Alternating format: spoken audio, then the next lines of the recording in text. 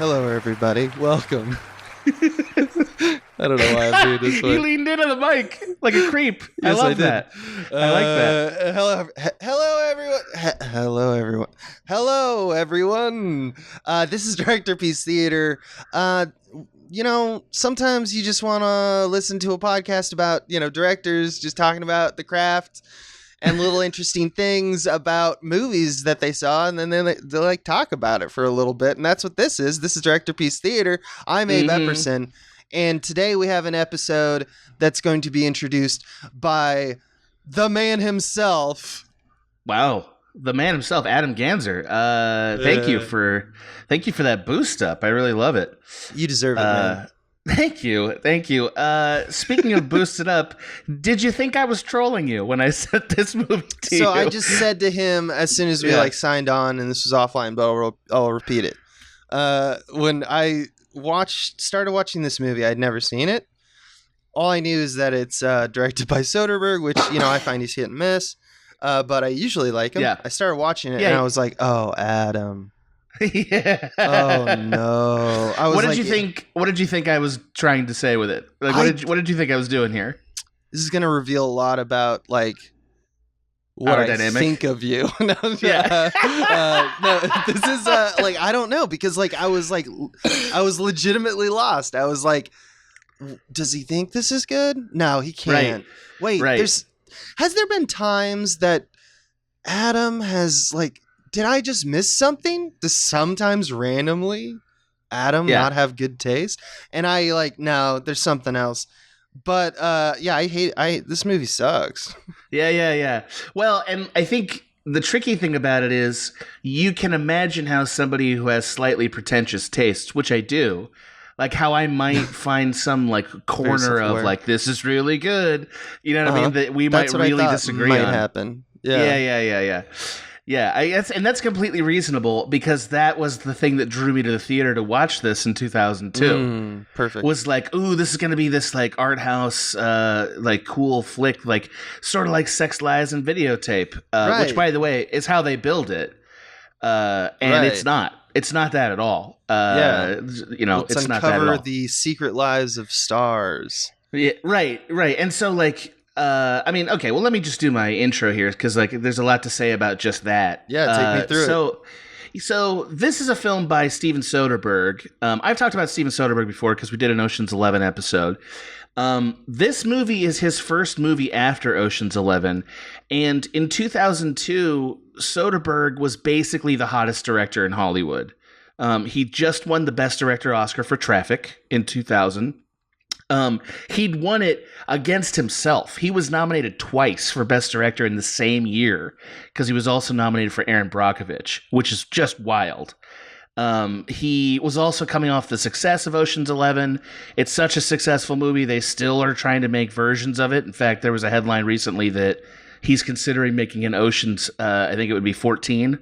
They're trying to find a way to do it. Yeah, trying to get him to do it. That's the secret sauce. Yeah.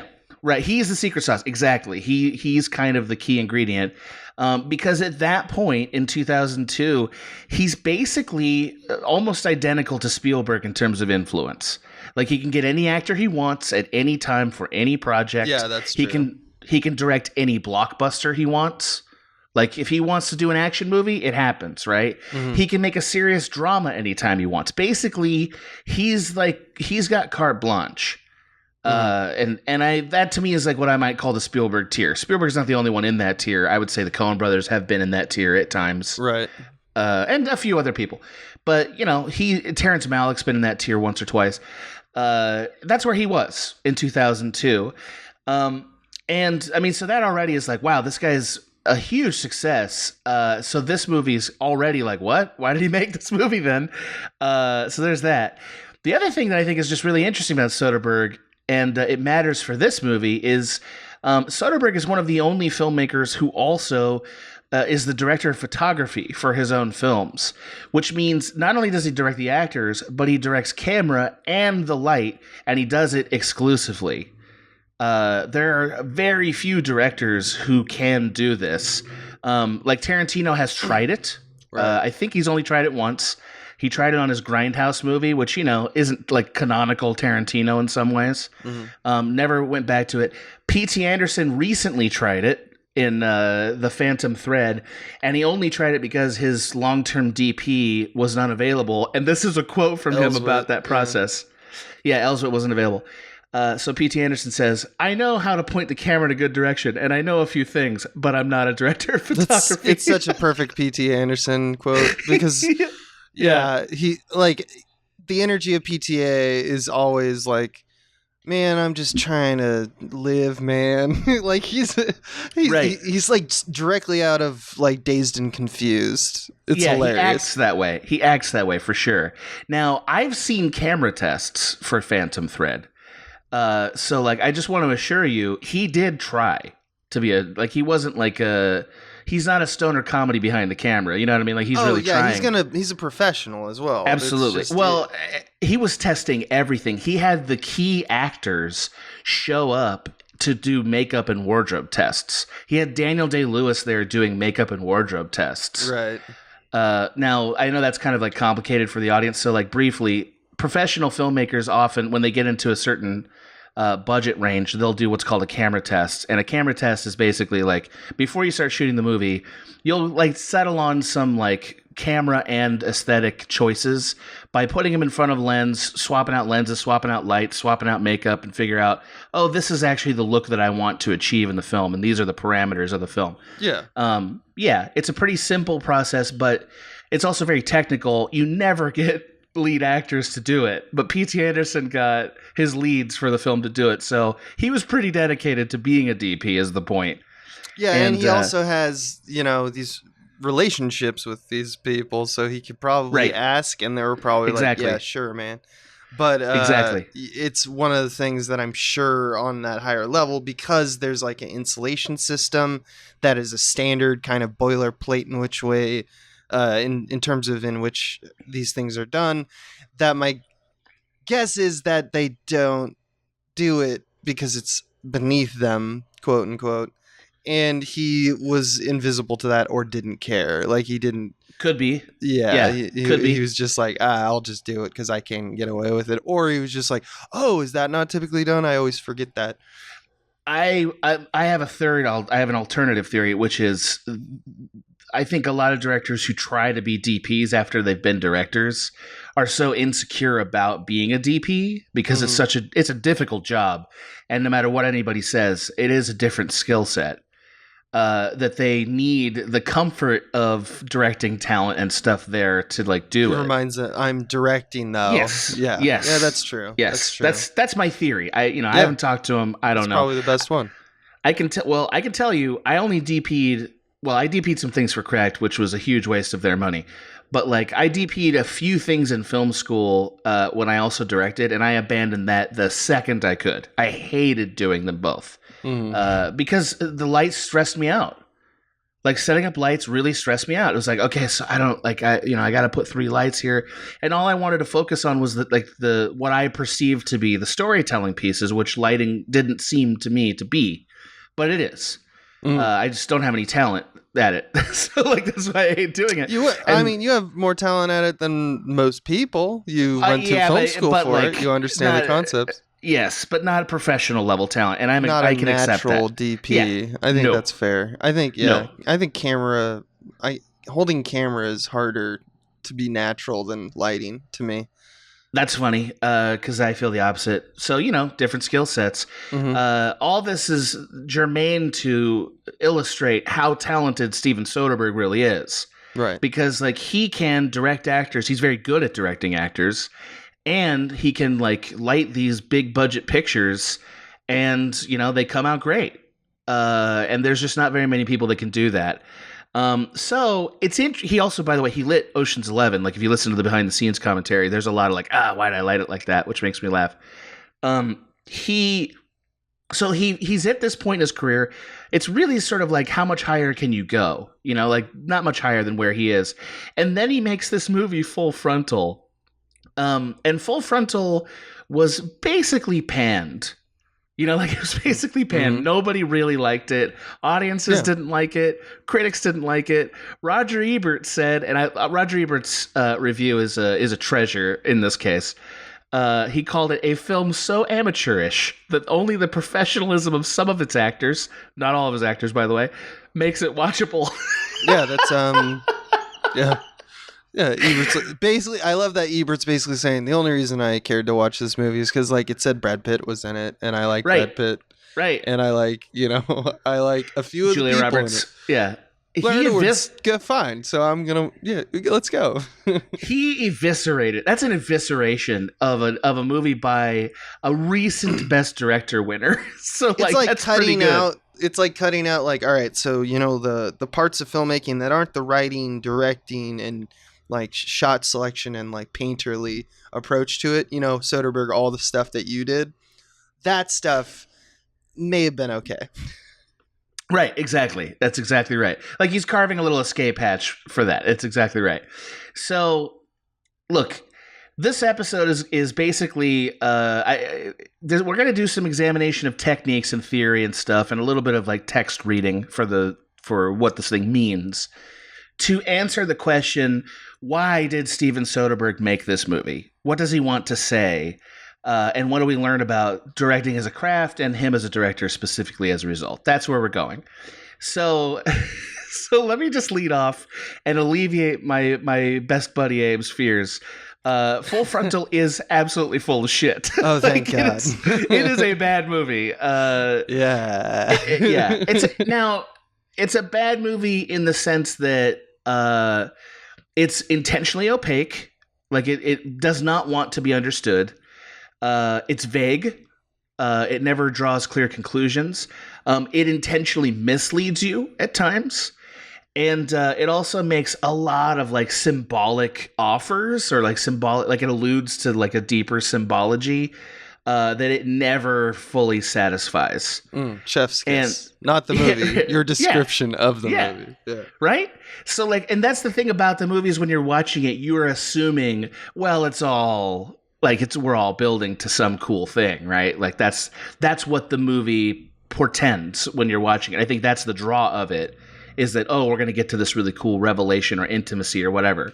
And it's like basically kind of a Waiting for Godot. It dances around it so closely, and like, yeah, because it's this disarming kind of viewing experience, because right. And he may have known about this, which is, I tried in many times in scenes to go like, he knows I'm thinking this right now. What does that mean? And I could never come up with anything. But it's disarming because it's like you see the good actors there. Right. The pacing and like even though the shots are bad in some instance, which you're going to go into, like, even though it feels like a movie, like there's something behind the wheel there, there is just nothing to latch onto at any time, and it feels juicy. It feels like, oh, you're about to turn and say something, right? That's going to be kind of knock my socks off, but it just avoids those moments. But it never does. Yeah, it never does. It like goes right up to the precipice and then walks away. And I'm like, that's weird. And and I know, as like even the level of director we have so far become, you can see the setups a mile away. Right. Like it's very clear that this is being done by a person who does understand what the setups mean, but refuses to answer. Like, so I'm seeing this as sort of a refusal to meet those requests, like those offers, like, because he's done it so successfully so many times, one presumes like he couldn't have completely missed the mark here, right? I guess that's an assumption that I've made in this whole episode, is Steven Soderbergh didn't just lose his mind and completely lose his thread here. I think he's doing it on purpose. Right. So that's the assumption. If you want to argue, no, it's not on purpose, that's not you, Abe, but you, the audience. It's like, that's not what we're going to deal with in this episode. So one thing that he does, I think, really exquisitely is misleading. Like sort of set up expectations that he's not going to meet. And it starts with the title, right? So the movie title, Full Frontal, I've never heard a person react to that title in a way that was what you might call commiserate to the movie that it actually labels, right?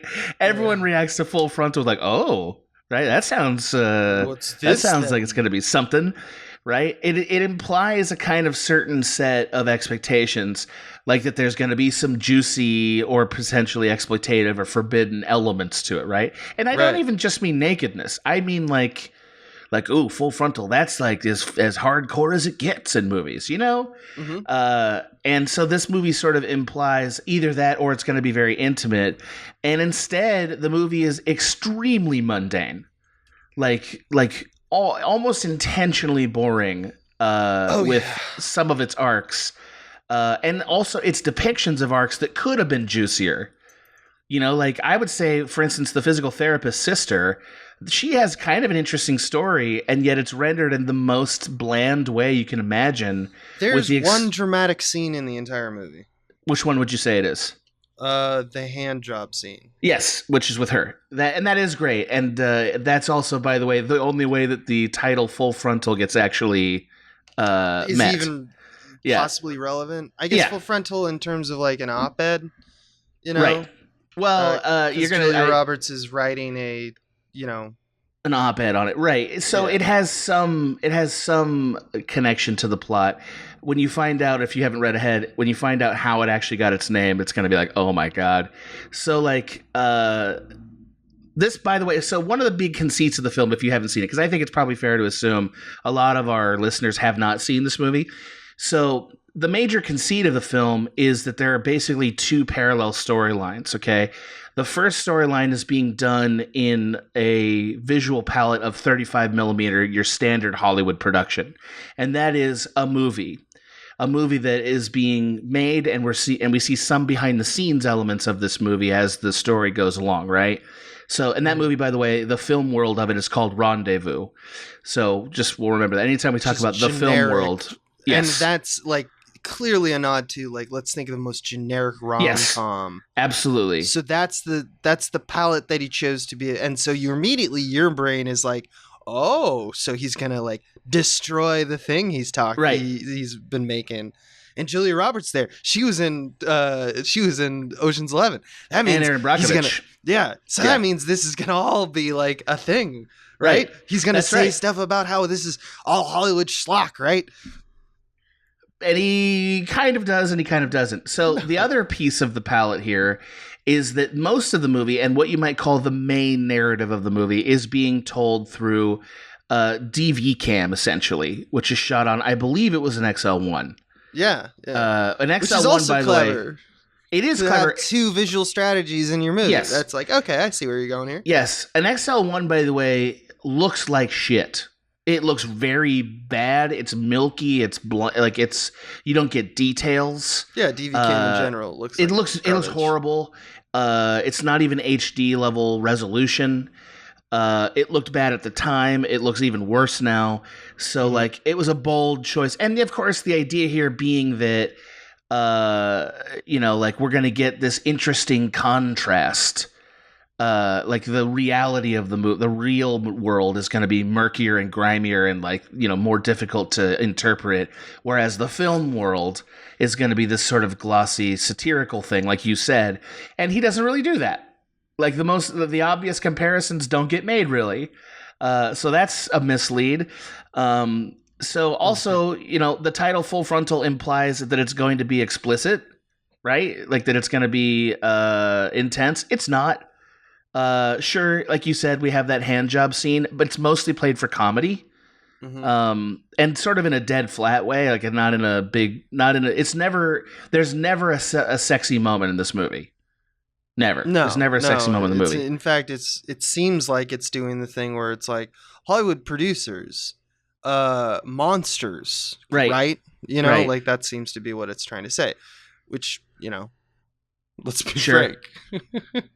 Sure. He probably has more insight into that than most of us. Well, that's he definitely does because so just briefly, the film has no kinkiness or luridness at all. Like so everything implied by that title is sort of all what you might call sound and fury. It signifies nothing, right? Mm-hmm. Now, the only kinky thing about the title is that it was actually suggested by Harvey Weinstein. So yes, he is the one that said to Steven Soderbergh, Frontal. maybe we should call it Full Frontal. Yes, because the original title, shoot me. yeah, the original title is How to Survive a Hotel Room Fire. These are the minds that get far in this business, in this industry of ours. Yeah. These minds are the ones that get paid dividends. Isn't that horrible? The two titles want to. It's horrible. Yeah, for all the reasons, not the ones that affect me. It's not even really. I mean, like, it's not even a self-aware, ironic thing, really. I guess you could maybe give Soderbergh some far-reaching credit by like allowing Harvey to have that kind of influence over this film. I don't know, but he probably didn't have that kind of control, is the truth. By the way, Harvey Weinstein is represented in the movie. Jeff Garland's playing a character called, I believe, Harvey, probably. So like, who has legitimately the only good joke in the movie, and it's like above average joke. It's a throwaway. I think there are good jokes that are delivered in the most anti-comedy way you can imagine. Right. I don't think. Which is another way, in my mind, of saying, like, Soderbergh isn't funny, and that's fine. Well, see, again, I bring up Ocean's 11, because there's a lot of genuinely funny moments in that movie. Yeah, none of them are designed. They're not. All of them are off the cuff, like improv. Fair enough. I mean, also Out of Sight has some funny moments. I think he can do comedy a little bit. Like, I don't think he can do, like, a real comedy, like a heavy comedy. I think he can do, an action movie that has comedy bits, though. He knows how a joke should go. This is actually more of an attempt to make a comedy, I would say, than Ocean's 11 is. Definitely. Yeah, which is just fascinating. So, so another way that this film is like misleading, and Abe's kind of alluded to it already, it is the narrative structure, right? So like the structure itself, it suggests that all these different lives we're following are going to end up sort of tethering together in some either thematic or like actual scene, like a dramaturgical way. So, because, when we're being introduced to all these characters, we get sort of a short bio of them, like talking to an interviewer we never meet, like a documentary interviewer we never meet. And we get these very opaque, like, insights into their character that are sort of confessional. And we're like, oh, okay, so, this is all going to tie together in some way, like a 21 grams or something, these stories will coalesce and it'll be a moment or something like that, or a thematic, resonant, like cathartic, like landing for all these people where they like realize they're trash or something. Right, and and that doesn't happen. In fact, Soderbergh also sets up like an actual event where that should happen, which is Gus's birthday party. Like everybody sort of is tangentially related to Gus's birthday party, although a few characters aren't. Yeah. Gus, by the way, being David Duchovny. Gus being David Duchovny, which is a fun like reveal. The Gus's birthday party ends up being like literally waiting for Godot, and also sort of metaphorically waiting for Godot, where like he doesn't show up, and also the meaning that we're looking for doesn't show up. Because even though the party gets awkward because he doesn't show up, nothing happens there that feels like cathartic. Yeah. Right? Like even Catherine Keener's character, who's sort of, I would say, the main character of the film. Her character's name is Lee. We're following her story probably the most out of anybody's stories. And she starts the movie with like, she wants to divorce her husband, Carl, who's played by David Hyde Pierce. And he's very good in this movie. As is she. Actually really good. Yeah. They're both good in this movie. She writes she writes a note like, I'm going to divorce you. But more flowery sentiment than that. And she writes it on a red stationery, which sort of parallels the movie Rendezvous in a very obnoxious way. But that doesn't mean anything, which is stupid. Right. And then at the end of the movie, she retracts it before he sees it because of the events of this party. But the events of the party are also like, so she's just kind of a drunk maniac? You know what I mean? Like, why does she do this? Right. Why does she become this drunk? I understand she wanted this affair to work out. It doesn't.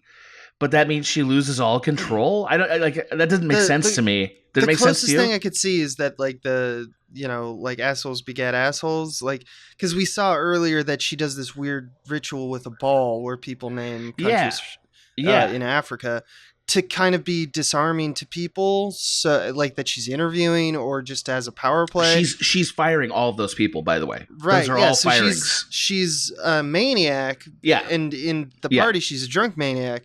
But the feeling is that you get is that she will not allow anyone else to have power. You know, like she must exert influence. That's the closest I got to it.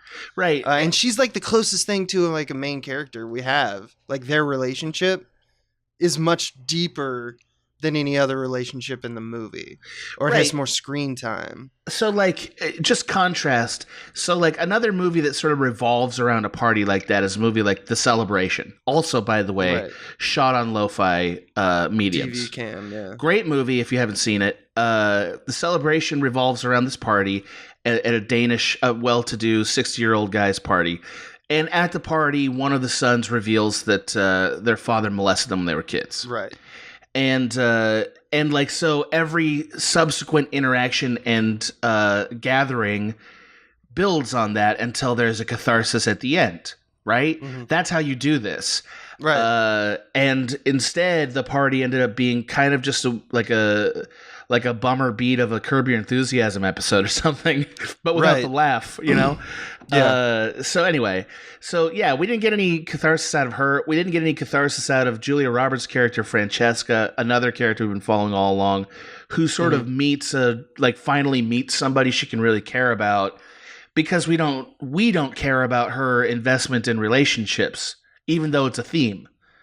Right? Like, did you care about that when it happened? No, because she also doesn't seem to care, or she doesn't, like, when we see the quote-unquote real version of her the first time, it's like she is distancing herself from people.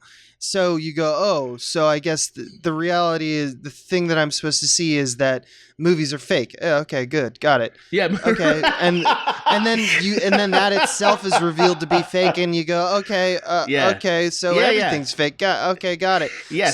So why do I care? You know what you said reminded me though, because you were talking about Waiting for Godot. What this movie reminds me a lot of is Rosencrantz and Guildenstern Are Dead. Though Tom Stoppard has way more, like, he has such an ability to mimic the format of the thing that it's like parodying, and I don't even think there's a thing that he's trying to parody here, so it's not a one-to-one. But the realization that it's like you're seeing off-screen characters that don't matter, and then it's like at the end of the story you're like, yeah, and also they don't matter. Like, it never did matter.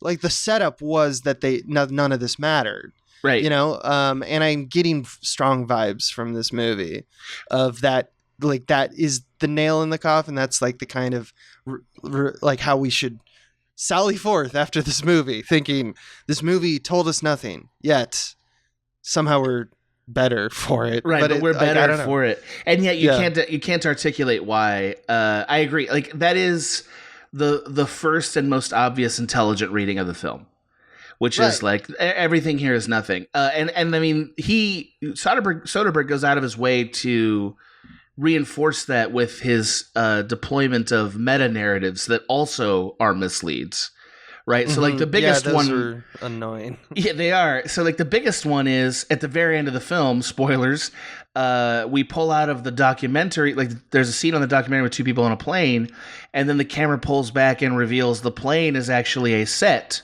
And this whole documentary has been a film that's been made. So like even these quote unquote real lives we've been watching are also fake. And then you're like, so why?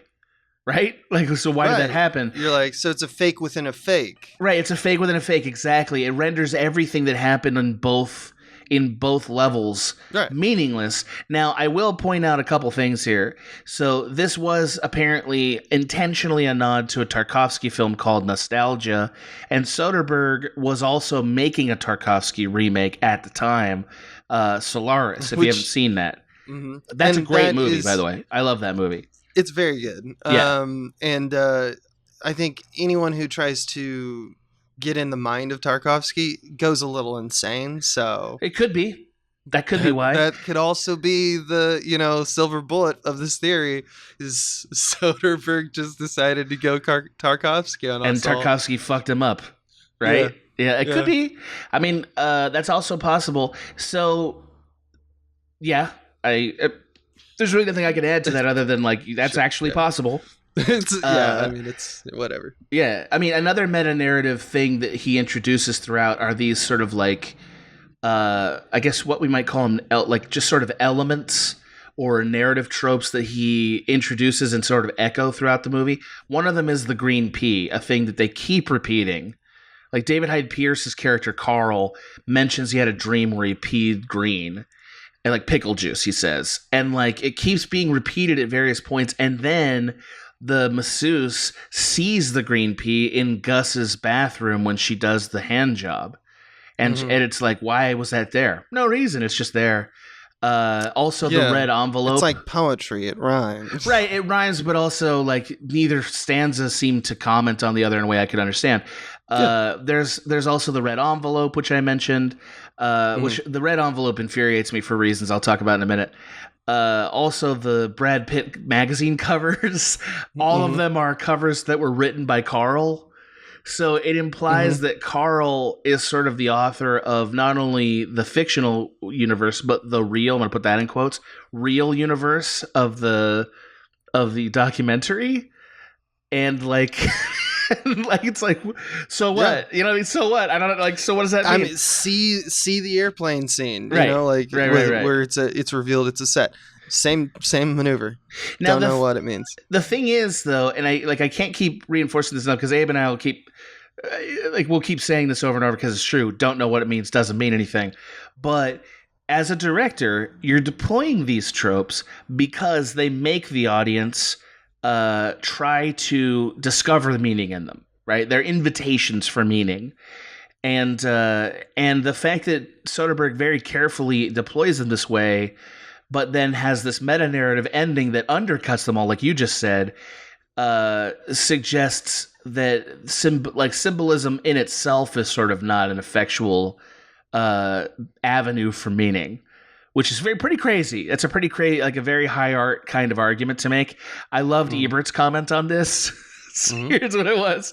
There's no use trying to unsort it all because Soderbergh hasn't made it sortable.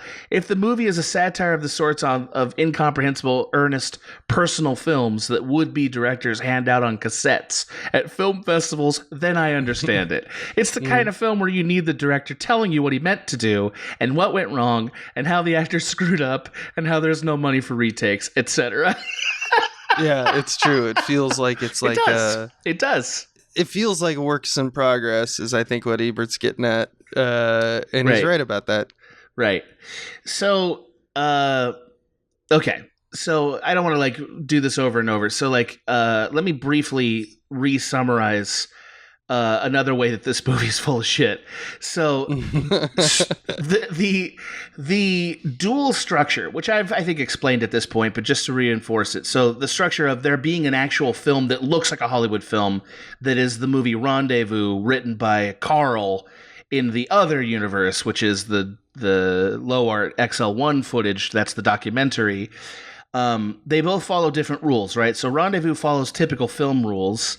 It's shot in 35. It focuses almost exclusively on this relationship between Julia Roberts and Blair Underwood as she like interviews him. He's an actor who's like kind of struggling, it seems. And then in that film, he gets a red letter, and in it is this like love confession that had to be written by her. Right. So she leaves him a note. Right. And then when he confronts her with it, she denies it. And he presumably, at least if first like plays around with it and like makes jokes, but then he acts like a little bit like an asshole about it. He's sort of like, are you fucking kidding me? Like what? Like you did this, right? And she denies it. So then you're like, well, did she do it or not? You don't know. And then later on, she does it again and admits to it.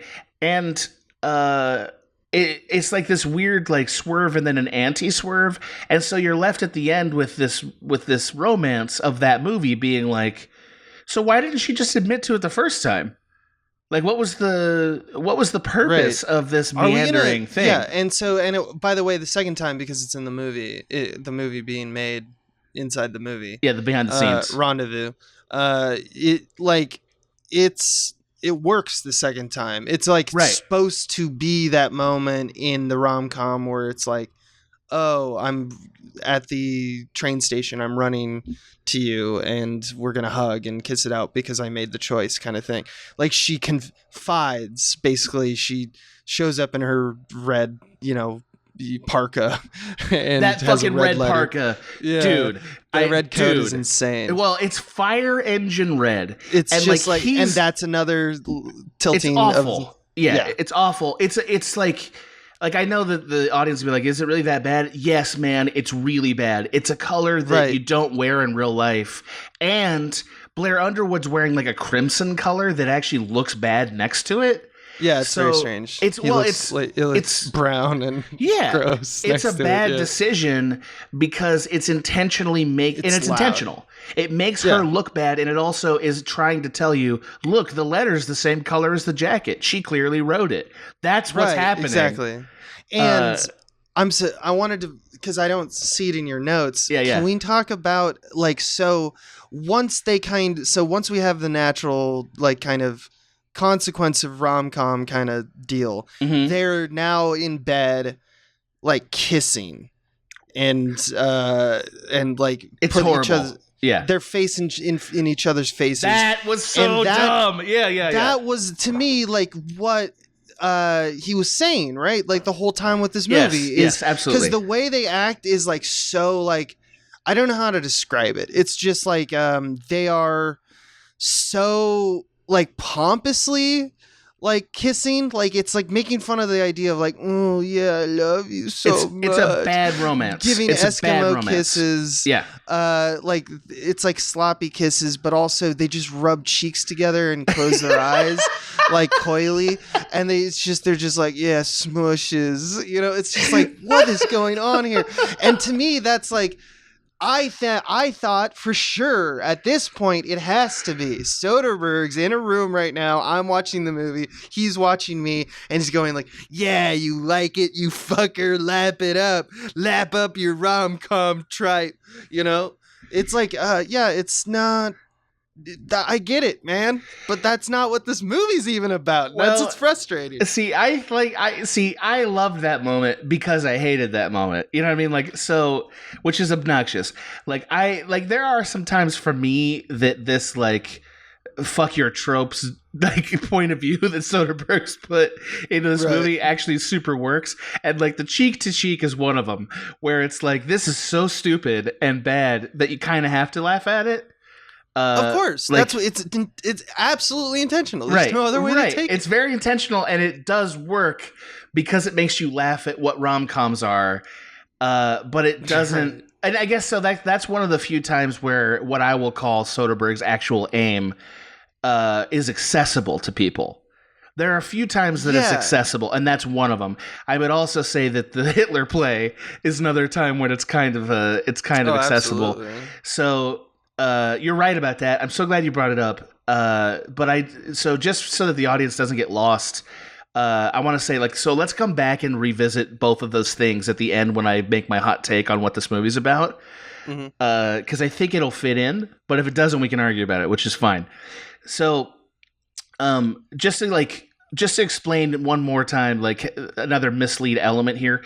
So the contrast in mediums, as I think everybody instinctively knows this, right? But the way the film is set up, this DV cam world and this film world are supposed to comment on each other, right? They're supposed to illuminate each other, or at the very least, the DV cam world is supposed to make the rom-com world make us feel the artifice of it, and it doesn't. Right? It intentionally doesn't, even though they do actually intersect in very obvious ways. We cut from the actual film being made to the behind the scenes of the film being made in DV cam, and it's every bit as mundane and boring.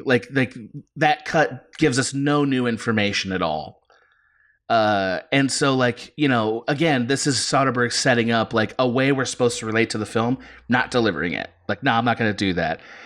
Which then makes us frustrated with the limitations of the convention that he chose, right? So if we're going to watch a DV cam movie, we're expecting truth because we're having to sit through available light only and single takes, where he has like jump cuts. So like it's filmmaking that's very jarring compared to Hollywood filmmaking.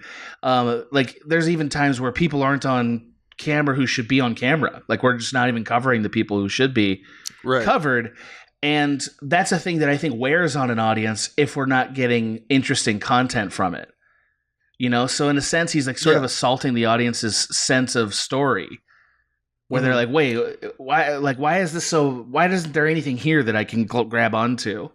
Right, something like Adaptation did much better. Adaptation did a fucking great job of it. Absolutely, I totally agree with that. So, okay, so I've done a pretty good job, I think, of outlining the ways the movie fails to deliver, but also sets up that it's gonna deliver. So then the next question is like, so where does that leave us? Okay, so what are we doing with this movie? So here's where this is Adam's hot take. Okay, I've read a bunch of articles on this. This is my hot take. I didn't really see this anywhere, by the way. I didn't see exactly this take anywhere. So my take is this movie, Full Frontal, is purely about the artifice of storytelling. Like that is all that it's about. It's about storytelling and storytelling as a medium in film only. And to do that, he has to set up a bunch of meta conventions that don't resolve so that we start to look at the way the movie's made more than what the movie's saying. So here's some like support I would list to kind of, this is what he's trying to do. Obviously just the structure, right? So like, because we have these like multiple narratives, right? These different threads of people that we're following, but they never tie together. It makes us look into the convention of documentary storytelling and ask, well, why did he do this? Why am I following this person if it doesn't matter? So we start to ask questions of the storyteller there. Why this tactic? Why this storytelling? He puts some gigantic stars in this movie. Like, here's some people who are barely in it, but they're still in it. Brad Pitt, barely in the movie, but he's like the hottest star in the world at the time. David Duchovny, one scene, basically. I think two, actually, if you count his dead body. His dead body, yeah. David Fincher is in the background of one of these movies. He's the fake director. He's the fake director of the movie, exactly. And he's only there to make a meta joke about how many takes that he does. Right? That's his whole purpose. So... the fact that he takes these gigantic stars and then renders them in this smeared, horrible medium where like you can barely make them out, right? Like a lot of people didn't even know David Fincher was the person in that movie, right? I think that's drawing dramatic attention to the medium, right? Because you're not able to enjoy your movie stars the way that you're expected to, the way that you did in like Ocean's 11, right? He's trying to zag. Right. He obscures them. So another thing that he does, and we haven't talked about it yet, is he makes intentional mistakes. There are intentional mistakes in this movie. There are obviously bad edits, like not just jump cuts, but edits that don't work. There are tons of times where the film is overexposed. So like when I say overexposed, what that means is you can't see people's faces because there's too much light on them. Yeah, so it's like Three Kings up in here. Yeah, right. Well, even Three Kings, it was like a look. This movie, it's not a look. It's just like sometimes they open the windows and like, oh, now the scene's overlit, so I can't see these people's mouths moving when they're talking. He also shoots scenes from really far away. So that's another way of denying us the intimacy of their faces, right? So you see like all these conventions like denying us intimacy with the experience. Like we're kept outside of it over and over and over again. At one point, he actually has to raise the gain on one specific image because he didn't expose it correctly. So like remember that scene where the dog eats the brownies? There's like a little circle that pops up where he's like, he has to raise the gain. And it's like even a student film wouldn't have this in it. It's great. A filmmaker joke. It's a filmmaker joke. It's a filmmaker I wouldn't joke. say it's great, though. It's super isolated. Abe got furious, and rightly so. But it's like he did it on purpose. It's so easy to fix that. Yeah. And I'm like, all right, man. Yeah. All right, dude. Again, he never shoots any coverage. And remember, there is no documentary crew here. There's no interviewer. There's no the film is clearly not there's no cameras that these people are interacting with. So even though you see the cameraman bumping and jostling like they're a real life cameraman, the film plays as though this is dramatic fiction, meaning it's not really a documentary. So the fact that we don't have coverage, by which I mean different angles to properly like see everybody in the scene, is like, he's violating both conventions. Not only is he violating the documentary convention, he's also violating the camera like the filmmaking conventions. He has horrible zooms. There's a zoom on a building at one point that's like, what? And then like he cuts right in the middle of it. Incredible. Also, and this is where I got really mad about the red letter thing. Rendezvous, he has the really bad colored dress and the envelope. Like those two things match up. All these mistakes bring our attention to a thing that as moviegoers we never think about, which is who made this and what are they trying to do? Right? It's the only conversation you can have about the movie and get anywhere. Right? And when you look at all the critics, that's what they say. They talk exclusively about him and the choices he made. And so if that's what he was trying to do, what does he want to say about the artifice of filmmaking and storytelling? And here's where it's like, I'm not totally sure, but I think this is sort of a satire on meaning in movies in general, right? Both meaning in the story that's being told, a la Rendezvous, and meaning in the process of how stories are made. I think both of them are artificial and fake in his mind, which is why why he undercuts them all the time.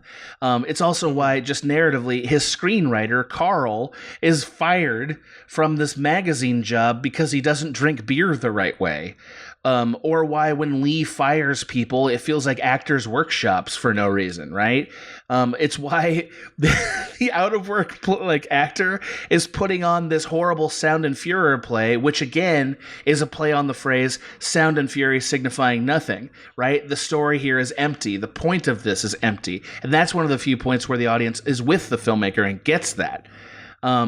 It's why we're not sure if the guy who's playing Hitler is a full-fledged maniac or just a person trying to become a maniac to play Hitler, right? It's also why some of the writers' dreams and their writings constantly pop up in the documentary, because there is no real. There is no real. Nothing's real. Nothing's meaningful, as you've been saying.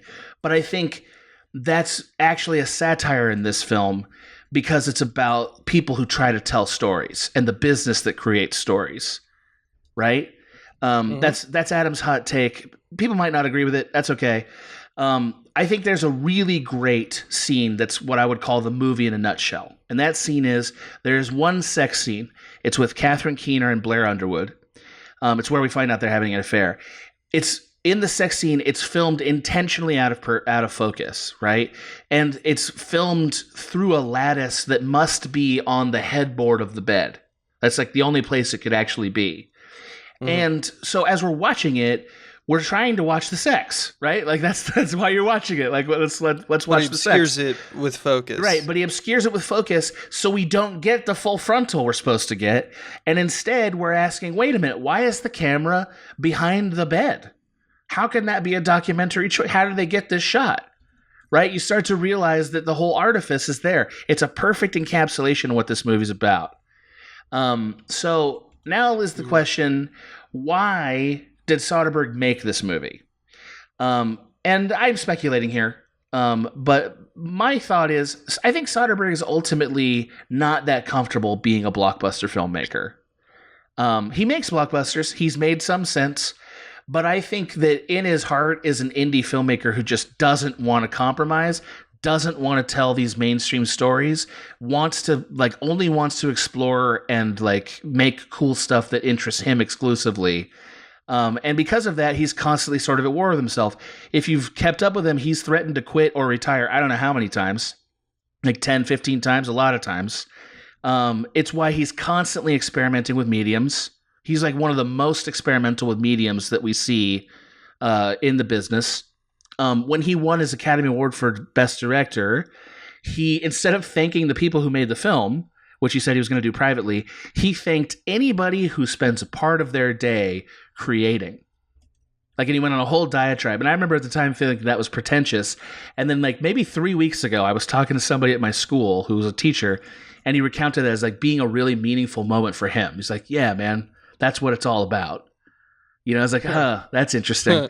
I know, right? He said, by the way, Soderbergh said in his speech, I think this world would be unlivable without art.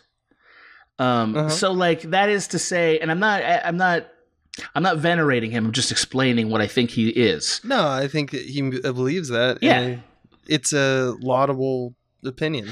I think so, as a person who wants to make money as an artist. But I think that Soderbergh is the artist, by which I mean he is just as interested in the forms as he is in the substance. He's like a Picasso in that way. Like Picasso is almost more interested in the medium than the message, right? And I think Soderbergh is like that. So like he has a bunch of movies where that is true. For instance, Sex, Lies, and Videotape. The camera becomes the avenue for meaning in that story. Girlfriend Experience, Others, this movie, etc. I was going to bring up Girlfriend Experience, and I think I think there's like a trilogy here, you know? Well, that's what's interesting is that this movie was marketed as a sequel to Sex, Lies, and Videotape. Which, it's obvious. Yeah. Yeah, but I have watched Sex, Lies, and Videotape fairly recently because I wanted to be sure I was right about this. Sex, Lies, and Videotape is a very accessible, direct movie. Yes. It's not obscure. Yeah. In fact, it's really it's sort of the cool thing about it is the approach that it has to secrets and intimacy is unusual, and it's really cool. This is the opposite of that. This is like, what if you thought I was going to give you intimacy and instead I only gave you the camera? You know? Yeah, this is what makes Soderbergh a little interesting to me, and I'm sure to you or other people who value his movies in mass, is that like in the Girlfriend Experience as well. All of his movies seem to be occupied with like, you can kind of bear it down to one thought, which is like, what are you getting out of this? Like, what are we all getting out of this thing we call life? You know, but it's, you know, seen through and funneled down and funneled down and funneled down until it's a question like, what is Catherine Keener getting from her husband, David Hyde Pierce? You know, like these questions telescope. And the problem is that this movie doesn't. Mm-hmm. That's what makes it very frustrating. I think, he doesn't do the job that directors do, which is like lead you to what he wants you to think about it. Instead, he forces you to scratch on the outside of this, trying to get in. You're like, "What? Let me in," you know, and he won't do it. Yeah, but it's let me in, which is one thing. But I'm okay with movies that just kind of ask questions and that's all they leave. In fact, some of the strongest films have made with that, leaving more questions than they had answers, in that like obscure way that this movie is also doing. But my problem is that like, if you put it in a theater, it's for people, it's not for you. Agreed. So the message that you do deliver, what is available from the witnessing of the movie, there needs to be an accounting for that. Yeah. And the fact that he delivers a very tangible message in this movie with context clues, with the, you know, like we were mentioning with Julia Roberts and Blair Underwood, like that relationship is very focused on the mystification of the Hollywood, you know, id, the concept that to give our honor or glamour to this shit is nonsense. It's all make 'em ups. Even the behind the scenes celebrity narratives that you have in your head, that's all fake too. It's all performance. Okay, that's something I can understand. That's what you're trying to say, right? And he's like, nope. That's what I feel like his last kind of punctuation on the moment is, I'm not saying that though. It's not all that. You don't have any he's taking away from us any feeling of catharsis. Yep. There's no, you know, comeuppance. Right. There's no and I understand that that's what he's trying to kind of do, is he's trying to say any of the release that you get from the structural narrative that we have built, that we do time and time again, the idea that these things have consequence, even that is a falsity, because life is just a series of things happening, and I respect that, and that's, you know, there's a little bit of that there, but it's like, I can't have, like, that is actually a very interesting thought to put, like, I guess, all of story on notice or whatever. Yeah. But here's the thing. You put it in a theater. It's for people. It's not for you. Well, see, I think that's... So tell us what you're telling us. Be a speaker. Don't be an observer, because that's what you're making out of us. Just observe. Yeah, we were doing that out there, and it was going fine. We hate it out there. We came in here for something else. I love this because I think it sort of exposes a hypocrisy in every artist, right? Which is that, like, to be an artist, you have to sort of pursue this, like, singular voice in yourself to a fault at times. Right? I mean, especially at his level, I think you have to. And I think this movie is definitely him doing that. And yet, as you said, our business presumes, and I think movie audiences presume that, well, yeah, but if you're going to put it in front of me, I want to get something out of it that I can understand, you know? And him saying that doesn't matter to a true artist. Like, that's really kind of what he's arguing for here. And I don't know. I mean, like, I certainly made that argument when it came to, say, Dark Souls, the video game Dark Souls. That it's kind of, there's like a luminarrative notion about the Sisyphusal.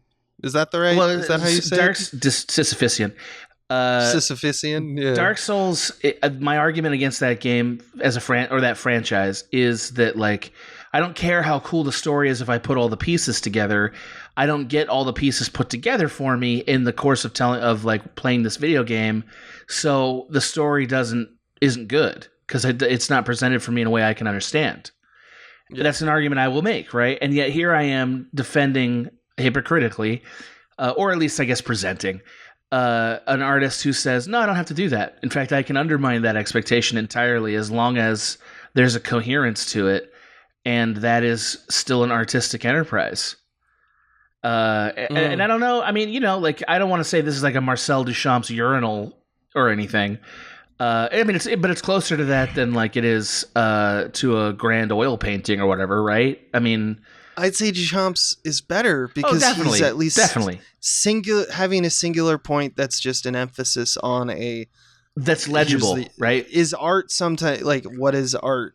Right. Duchamp's making a point useful? You can clearly remove from it, and this is murky.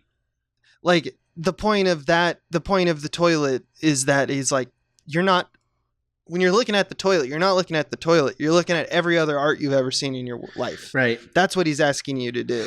He's saying, like, it's the mantle, it's the precipice, the pedestal we put on art. That is the question. It's not the thing itself. It could be literally anything. But I didn't have a nothing. I had a toilet. And that's so, like, a singular, like, thought thread I can follow. I understand where it's coming from. It's not up its own ass. That's why it was effective. It's up its own ass. It's up its own ass, but it's still accessible. Yeah.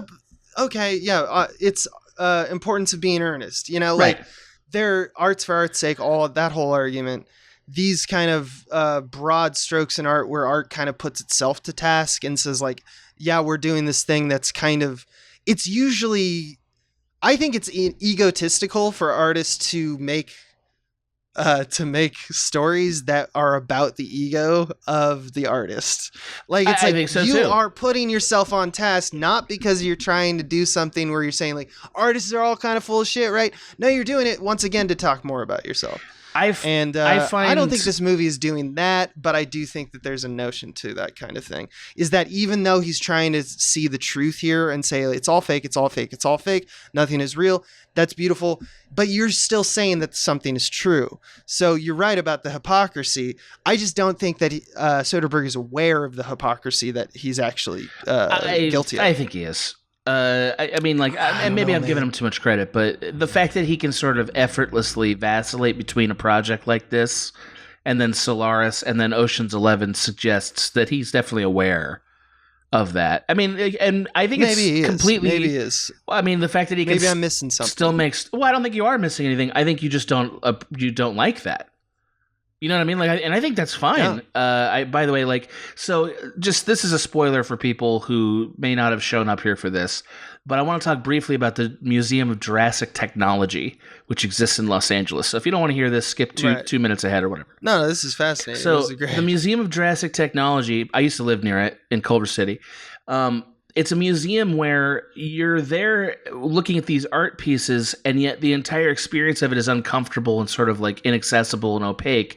And after a while, what you realize is, oh, this is a museum that's about that's sort of satirizing museums, you know, and like the way that museums put and curate things and sort of structure things and like the meaninglessness of that. I think it's satirizing history. It's just using the museum as the 100%, 100%. You know, but it is a meta narrative about the thing you're observing. But it is also about history. I agree. Just like this movie, I would argue, is about art. You know what I mean? Right. Like, so I agree with that. But like the function of museums. Yeah, exactly. Yeah. And and spoilers. I think that we would all be, maybe because it's not in a movie theater, so we didn't pay a general audience to go there, people kind of go with different expectations. And so maybe the whole conversation here is, did we not set up the proper expectations for Full Frontal? Like, does Soderbergh bear some responsibility, I'm going to put that in quotes, for not preparing his audience for what he was going to deliver? I think so. Okay, I don't know how I feel about that. Because answer your own question. I would say no, but I also think that this movie, I kind of like this movie. I don't love it though. I think it's. I knew secretly. I liked it a little bit. Why would I talk about it if I didn't like it at all? Come on, I'm not. Yeah, that's fair. Yeah, that's fair. But I recognize everything you're saying about it, right? And I've also watched this movie 15 times. I've watched it a lot of times. Good Lord. Yeah, because there's something about it. I'm like, why? And I feel like this time I kind of came to an answer I kind of liked. But it also could be just Adam's invention. I can acknowledge that. I think that's, I mean, like most artists have said before, you know, like art is in the eye of the beholder, man. Everyone takes what they want out of it. And if someone's getting stuff out of this movie, no one's in your way. No. And nobody's ever this movie and all that. Nobody's ever I'm not saying this to you. I'm just saying one. Yeah. But man, it's tough for me because I do this thing with story in my mind. Right. And I know Michael has the same kind of thing. Right. We've talked about it so many times. It's one of the reasons we collaborate a lot. Of course. Which is that story means something. And yeah, it may be sappy and like people can roll their eyes or make the jerk off gesture because like, oh yeah, it's sentimental. Stories mean they do. They're the literal way in which the past talks back to us and tells us things.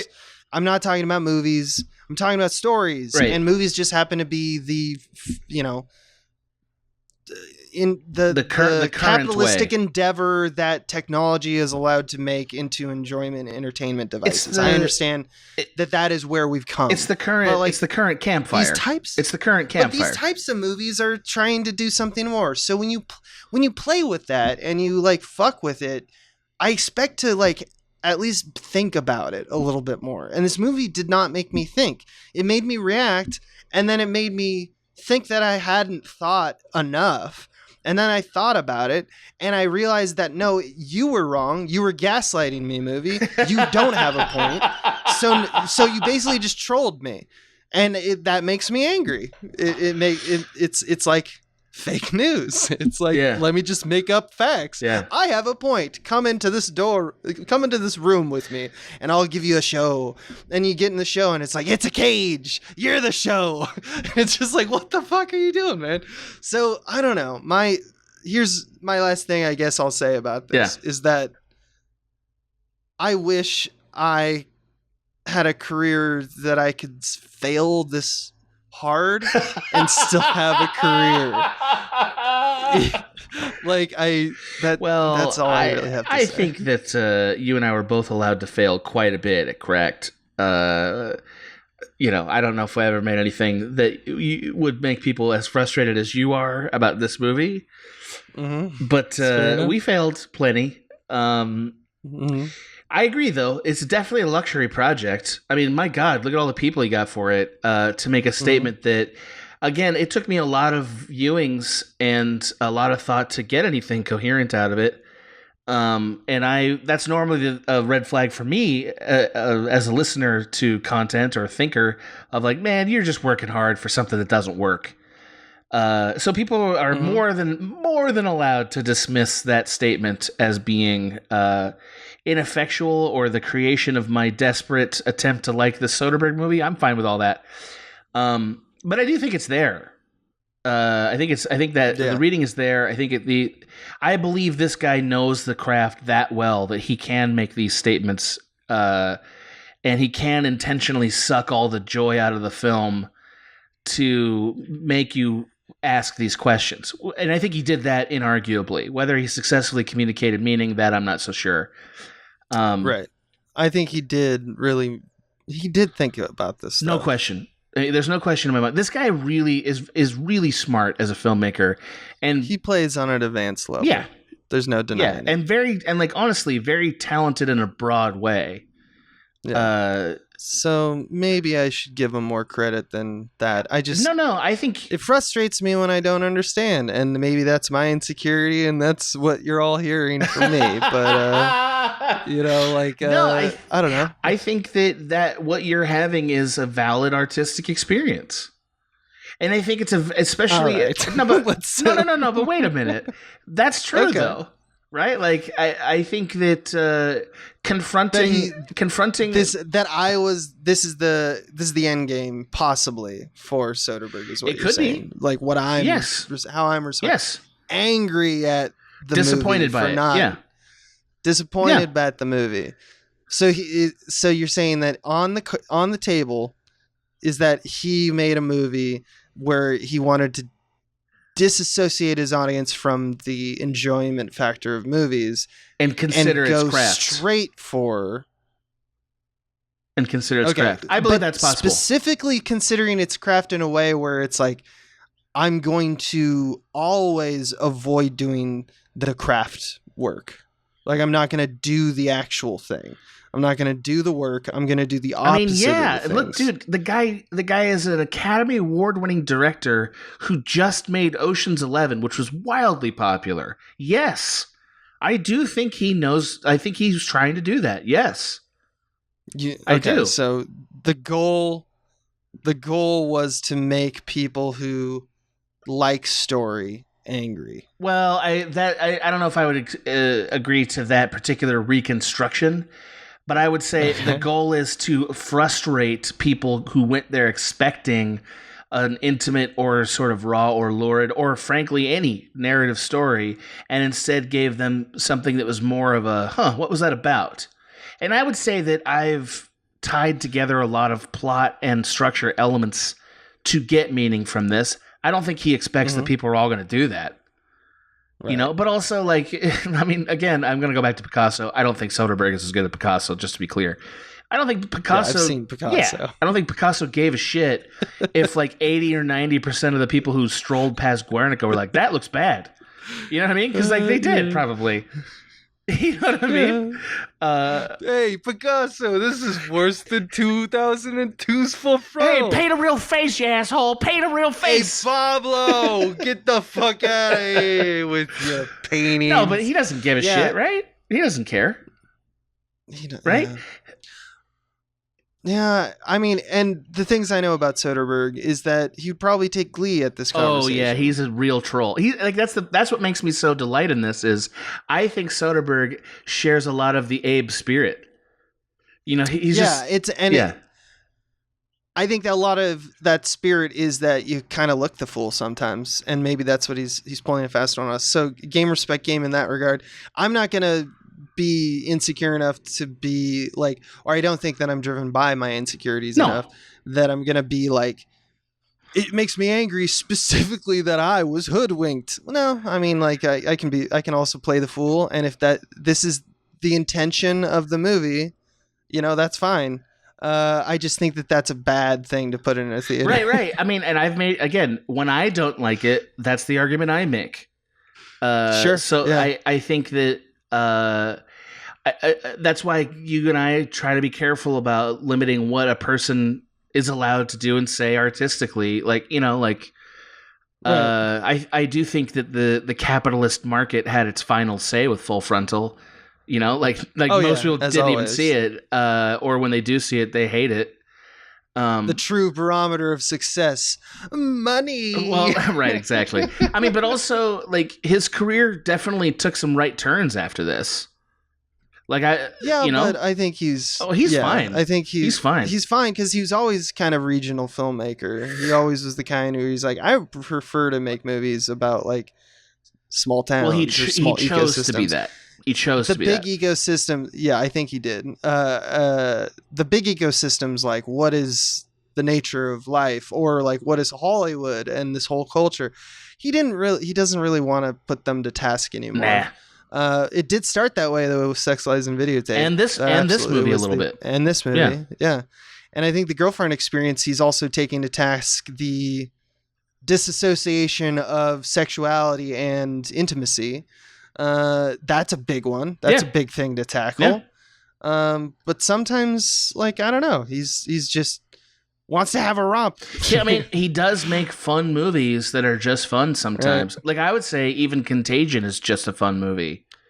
Or Logan's Lucky, I believe. I think Contagion is actually a really personal film, even though it has the stakes are very worldly, like he's focused on very small stories. Okay. I can go with that. Yeah. I mean, Ocean's 11 remains sort of, I think, his biggest movie. I think he hates Ocean's 11. Well, he keeps doing it though, so I don't know how much does he hate it. I think he likes comfort of money. Who doesn't? Well, I mean, look, you would make Ocean's 11, so would I. And yes. One thing he's really good at is because he isn't sucked into the politics of making these blockbuster movies, he gets these fantastic performances out of actors. I don't know how he gets these people. I know how he gets them, like, because they want to do artistic movies. No, they want to do artistic movies. Like, it's but like how do you get everyone for Ocean's 11? Well, I think that's the sales pitch, right? The sales pitch is, look, we're getting Clooney, we're getting all everybody. Yeah. I mean, you should hear some of the people who were gonna be in the movie. Luke and Owen Wilson were gonna be the brothers. So that was the whole idea of that film, is like, let's get every big star in the world and we're gonna do a movie star movie, and he fucking did it, you know.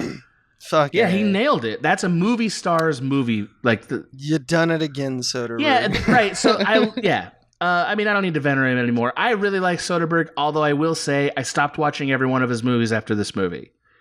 There you go, baby. You know, but Traffic will always be a special movie for me. It's what he wanted. Yeah, right. Stop watching my movies. he's playing 5D chess over here. Yeah. It's Yeah, I didn't like it. Yeah. This has been a Small Beans endeavor. We're a bunch of pals who make podcasts, sketches, music, web series, and movies. The Beans always have new ideas percolating, so make sure to check us out at patreon.com/smallbeans. That's patreon.com/smallbeans, where you can browse all of our current and past content, see what we've got planned in the future, and learn how your support can help the Small Beans grow into huge, giant monster beans. If you enjoyed this content module, please like, rate, subscribe, or tell a friend about us. We love you!